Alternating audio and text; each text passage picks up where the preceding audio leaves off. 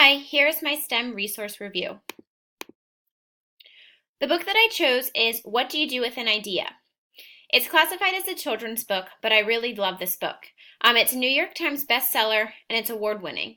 It's a part of a series, What Do You Do with a Problem, What Do You Do with a Chance, and What You Do Matters. This is a great book for your classroom or even some self-motivation. The book starts off in black and white, and the child narrating the book has an idea. The idea starts to bring color to the book, and then as the child questions his idea and debates if his idea is silly, the idea starts to get bigger, and then the book then turns to color. So the book is really inspirational, and it goes throughout the process when a new idea arises. I rate this book a 5 out of 5 smiley faces, and I also provided a link on Amazon to purchase this book, or you could purchase it at Barnes & Nobles or at Target. The TV show that I found was Bones. So this show is about, it's a CSI show essentially, but Dr. Brennan is a forensic anthropologist and a forensic archaeologist who works for the FBI to help solve crimes using science and technology. You can find the show on Netflix, Hulu, Amazon Prime Video, or on demand.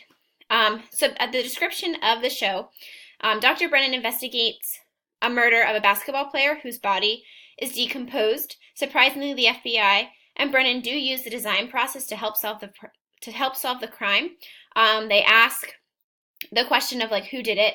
They research, they examine the evidence, they imagine a motive or why someone would kill someone. They plan and execute, interrogate, then they create their hypothesis, they test it with evidence, and then if the route that they're going isn't correct, they improve it and kind of start at the beginning to try to solve the crime. And I viewed season 3, episode 11, but like I said, you can watch all of the series on Netflix. And I really do like the show, so I rated it a 5 out of 5. If you like crime shows or science shows like that, this is one for you. The podcast that I viewed for this resource is called Talk Nerdy. It's a podcast by Cara Santa Maria. She actually was a correspondent for Nat Geo and Bill Nye. The podcast is actually really interesting to listen to, and I downloaded it to my phone. It's a weekly podcast, free to download, and each episode is about an hour long.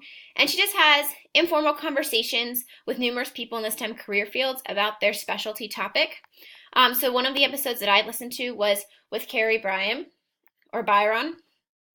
and she has a book. She's an author, but she also was on Mythbusters. So then they kind of talk about her time on Mythbusters and what Mythbusters does and stuff like that. There's also countless people that you can go to on the episodes, and they're all on the home screen if you go through your computer or if you have the podcast app on your iPhone. They list them all there, but this is neat because you can see their pictures.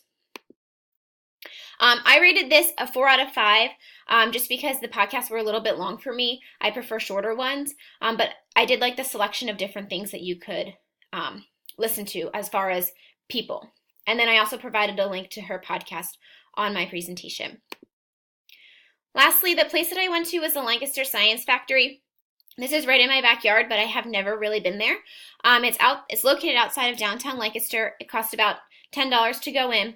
And they really want to promote hands-on learning. When I went in, I noticed that it was filled with different activities for kids, such as ones that defy gravity, sound waves, robotics.